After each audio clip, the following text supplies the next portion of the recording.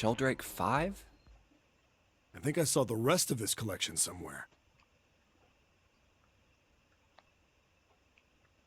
Yeah, I think it was somewhere around here. Let's go take a look. Okay. Sheldrake. Have you heard of him? Sheldrake, I mean. Yeah, Lotus told me about him. There's a British biochemist named Sheldrake. He has a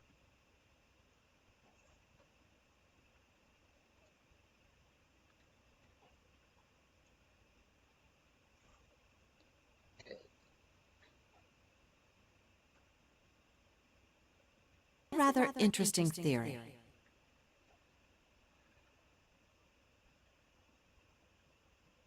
Morphogenetic fields, which relies on the theory of morphic resonance.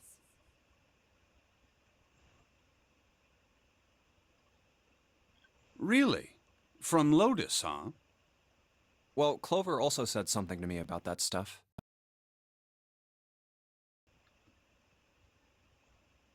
She did? Yeah, what was it? The ability to access a morphogenetic field is affected by a couple of things.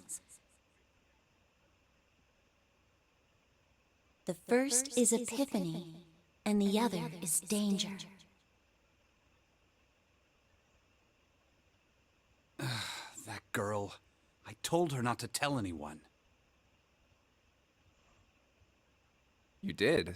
Why? Well... Look, man, I didn't push it because we're in a hurry, but I'm kind of sick of this. How about you just tell me, okay?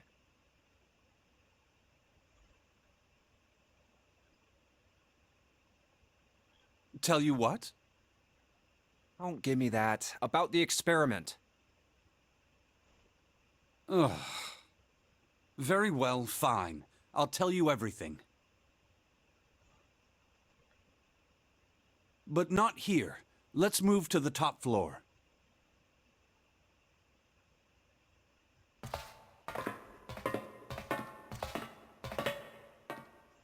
I suppose I might as well start by telling you why I kept quiet, and why I made sure Clover did as well. To be honest, the explanation is quite simple.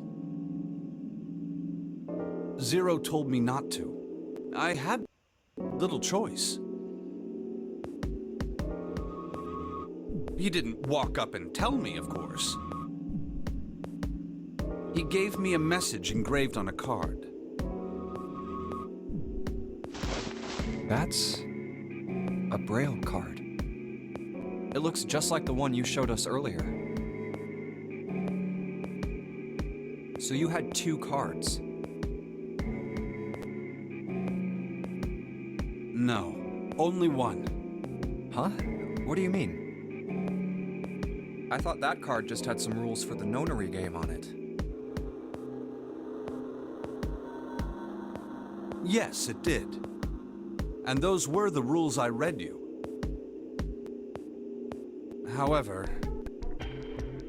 they were not the only thing on the card.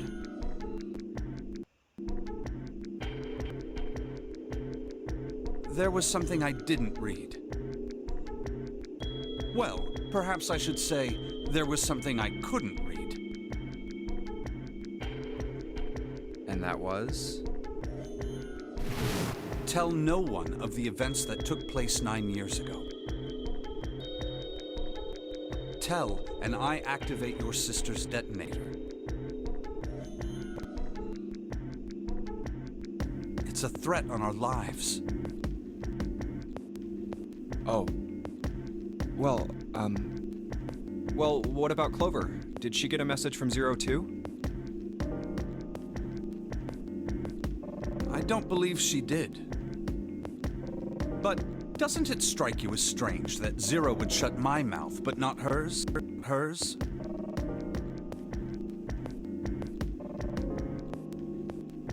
Yeah.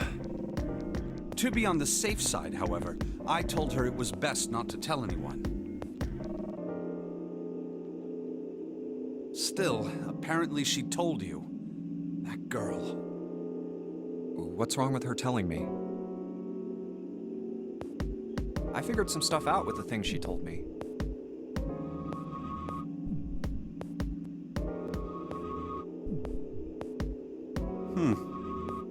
I mean, it looks like the whole activate her detonator thing was just a bluff. She's prancing around downstairs happy as a clam now that you're back. That's very true. I've decided I can trust you. I've decided to tell you the truth. The chance that Santa is Zero is very high.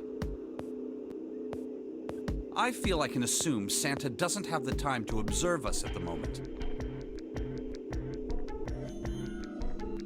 And at any rate, even if he were, I very much doubt he would kill us. Why?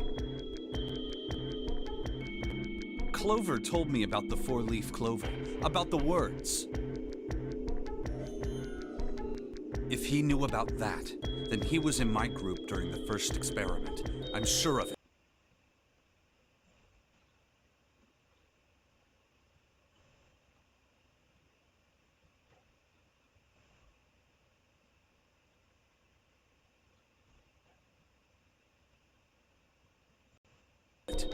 He wouldn't kill us. No matter what the situation was.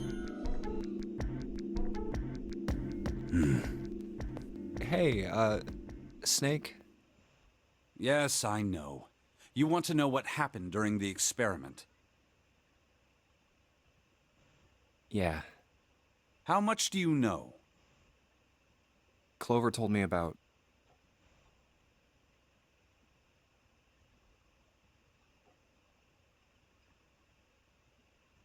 I see. The morphogenetic field in the experiments 9 years prior. How the experiments had taken place simultaneously at two locations, one being the ship and the other being a building in Nevada.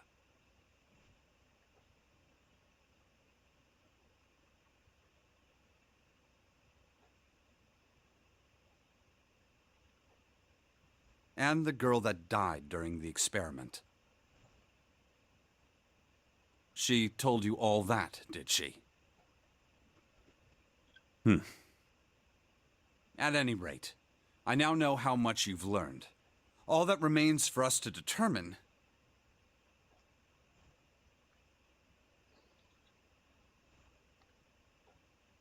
is who did this and why, right? yes. Can you tell me what happened? Yes. The people who organized the initial experiment were from a company called Cradle Pharmaceuticals.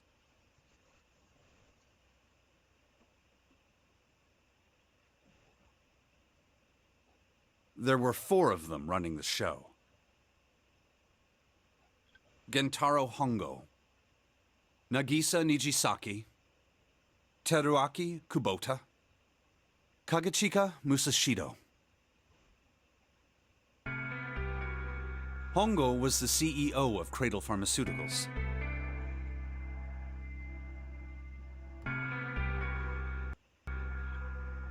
Nijisaki was his right-hand man and did the lion's share of the planning.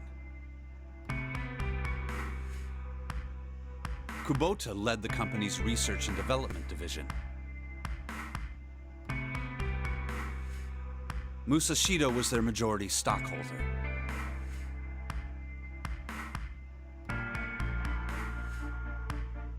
It was these 4 people who planned the initial experiment. Let me simplify it for you. Hongo designed it, and Nijisaki put it all together. Kubota developed the technology required, and Musashido provided the cash.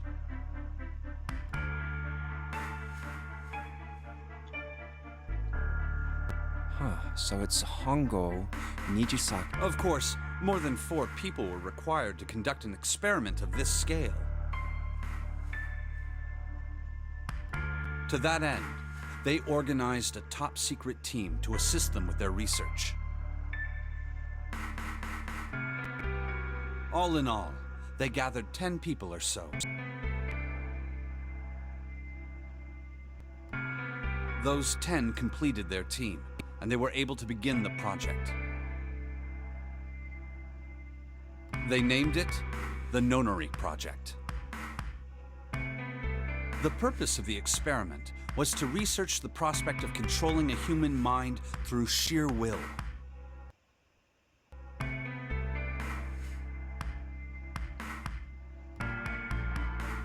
The vessel, I suppose you could say, for this control was the morphogenetic field.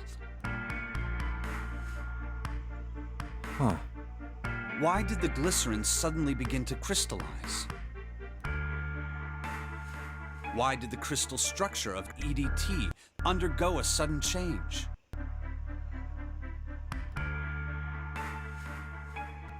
Why did the rats improve their puzzle-solving skills with each generation? Experiments with humans produce the same results. The more people who knew the answer to a question, the more there were who could answer correctly without having seen the problem before.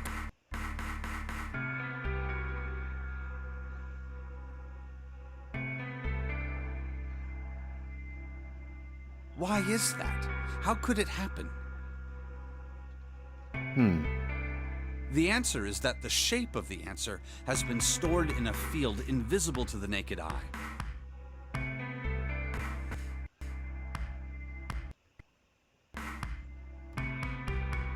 And through that field, the resonant event transmits information related to that answer.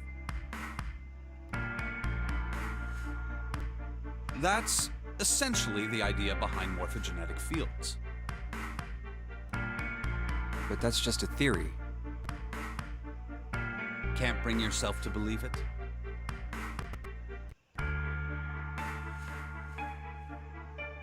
Yeah. Let's say someone killed another person because the devil told them to do it. Whether the devil exists or not has no relevance to the murder. They believe the devil exists. Whether or not he does is immaterial.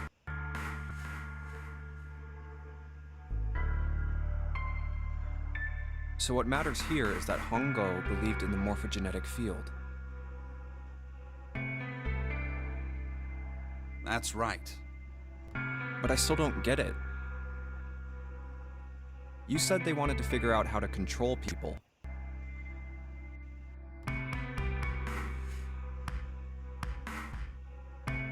Right? That is what you were saying. Yes. So how are they going to do that with a morphogenetic field? I'll keep it simple. Let's suppose 10,000 people have solved a certain problem.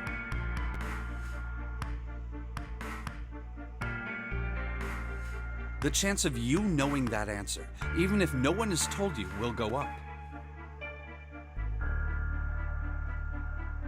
Let's have another example, shall we? Say 1 million people were to do a handstand right now.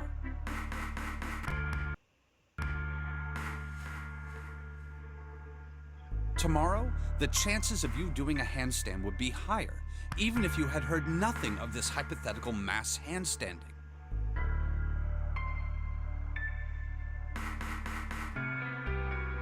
Mankind's thought process and actions are all part of a resonant event.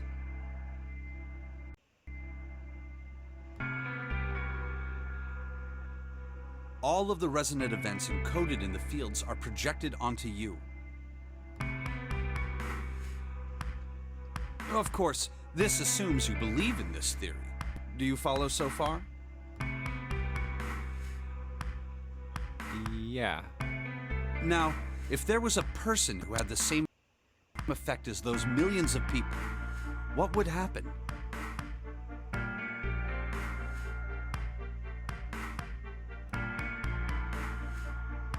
If that one person were to do a handstand, other people would find themselves wanting to do handstands as well.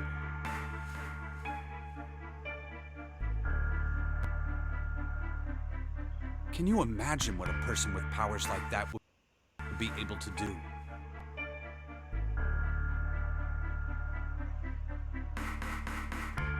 Come on, there's no way.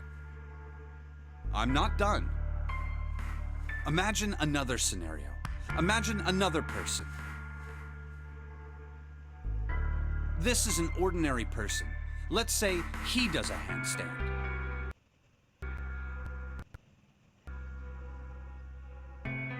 What if there was someone who could grab the resonant event he created by doing that and use it to make other people do handstands?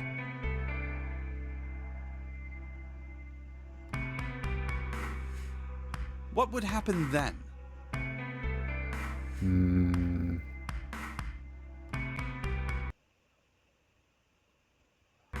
A person who has the power to write to the field, and someone who can read from the same. You could think of them as the writer and the reader, or the transmitter and the receiver. What would the world be like if there were people with abilities like these?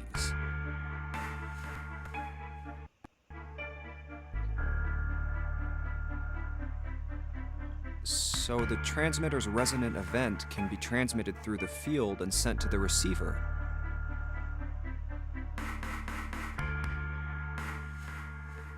And then the transmitter can control the receiver however they wish. That's what you're saying, right?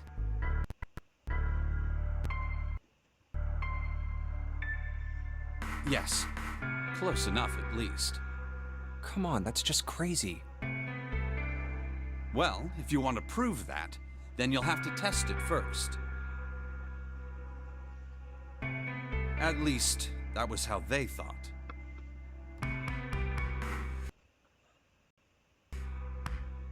That was why they decided to do their experiment. That was how the Nonary project began. By the way, Junpei, have you ever heard of the Gansfeld experiment? Yeah, that was an experiment in telepathy, right?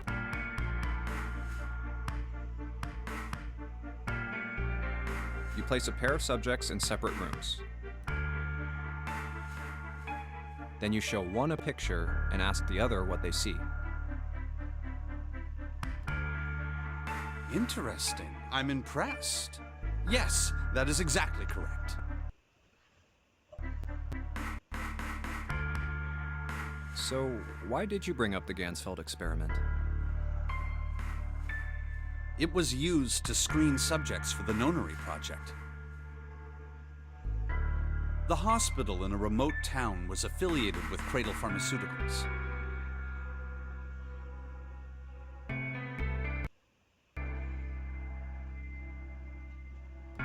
Hongo used it to conduct experiments on visiting children in secret. Some of them, he found, had potential. He began to gather children that showed promise. Children that seemed as though they might be able to access the field.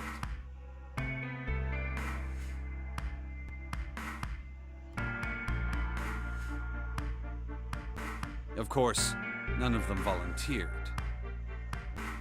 They were kidnapped. There were 9 pairs of siblings taken, for 18 children total. For reasons that were not fully understood at the time, each pair had 1 transmitter and 1 receiver.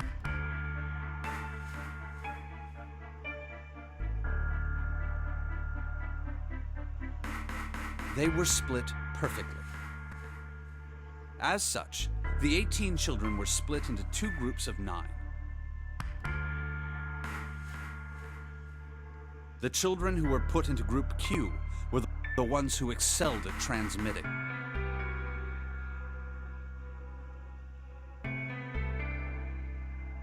They were transferred to the mock experiment building known as Building Q in the Nevada desert.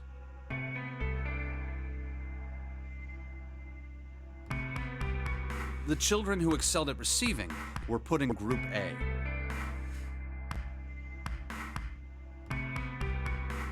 Group A was then placed on the former hospital ship Gigantic.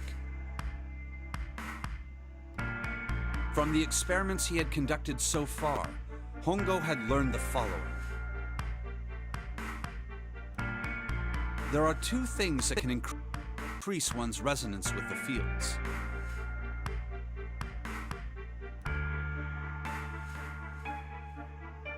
The first is epiphany. The other is danger. Have you ever been faced with an especially difficult problem and thought about it very long and very hard until finally an answer suddenly appeared in your mind?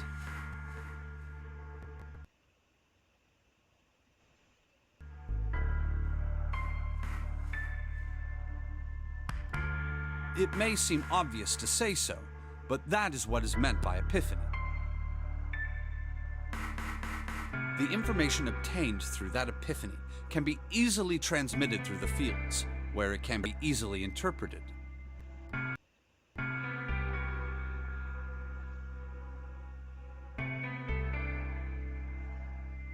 Adding danger to that equation allows for even easier field access. That's where Hongo came in. They set up a number of puzzles across the Gigantic.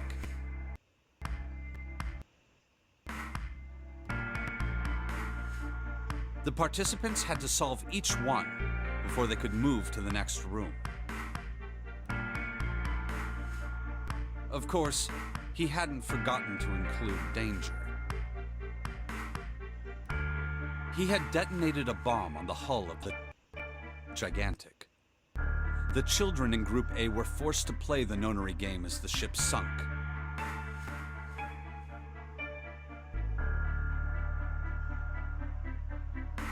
By forcing the children into a life-or-death situation, Hongo hoped to increase the likelihood of their tapping into the fields.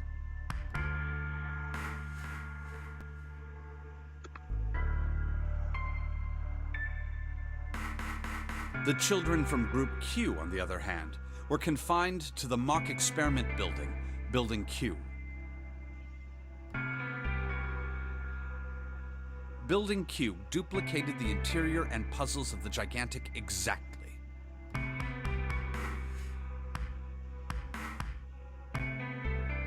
Every detail was exactly the same.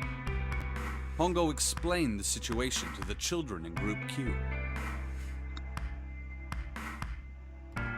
Solve the puzzles you find throughout the rooms. When you have the answers, transmit that information to the children in Group A.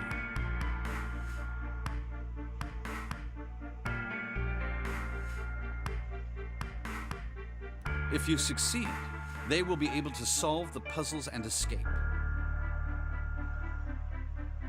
But if you fail, then the gigantic will sink, and your brothers and sisters will drown.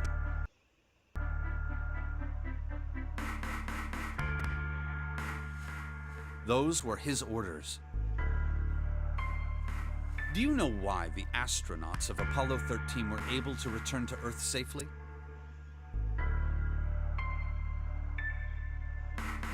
It was because NASA had access to a replica of the Apollo 13 capsule.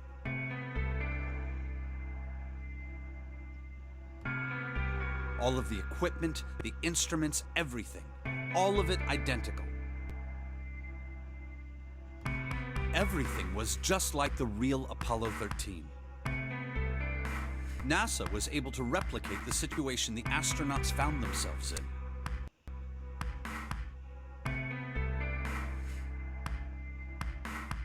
By putting themselves in the same situation, they attempted to solve the problems the astronauts were dealing with.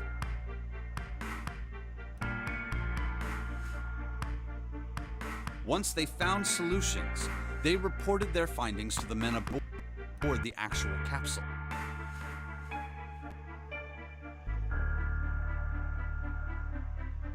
That was how they were able to return safely. It was the same with the gigantic in Building Q. The children from Group Q had to use the power of epiphany to solve the puzzles they found.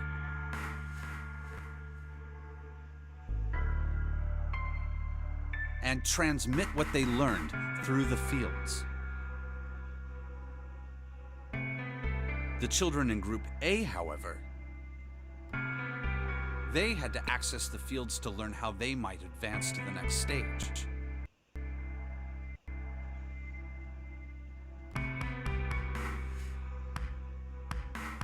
That is the simplest explanation I can manage. Huh.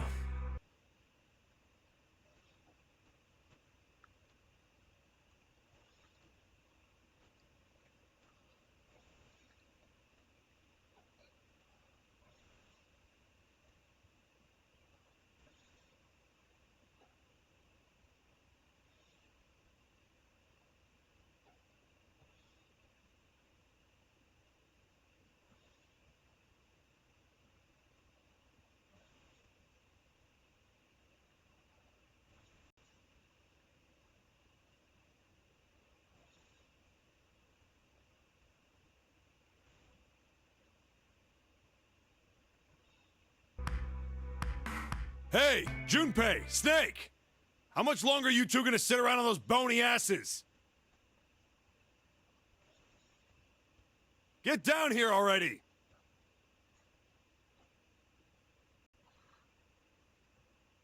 He's right.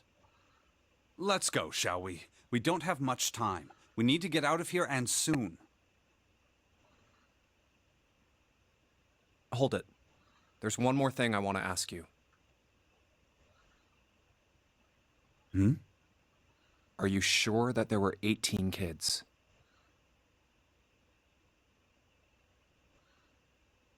Why? Well, I thought it was only 16. Oh, yes. That was what they said on the news, wasn't it? Yes, I have no doubt that 18 children were abducted and used in Hongo's experiment.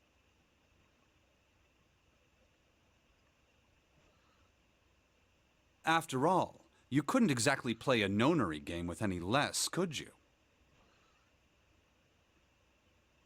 Well, yeah, but are you saying that the news got it wrong?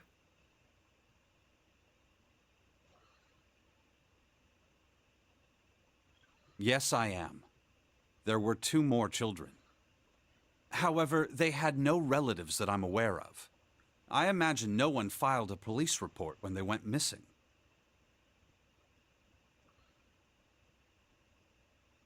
They were brother and sister, like Clover and I.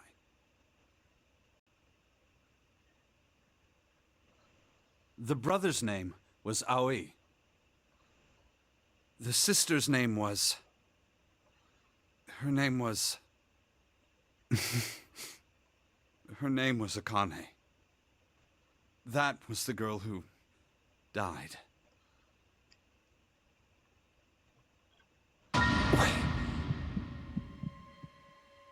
Akane Kurashiki died 9 years ago? Then, who is June? No. It's impossible. It can't be true.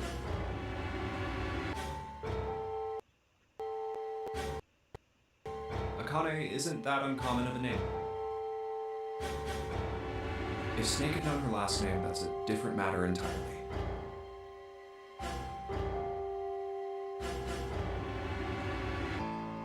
So they share a name. A lot of other people do too. It doesn't mean anything.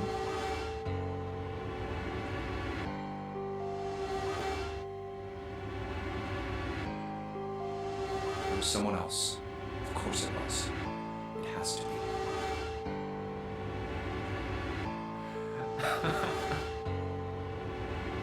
Is something wrong, Junpei? Your breathing sounds strange.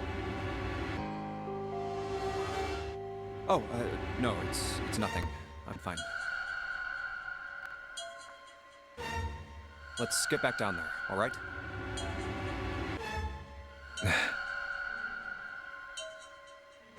I couldn't do it.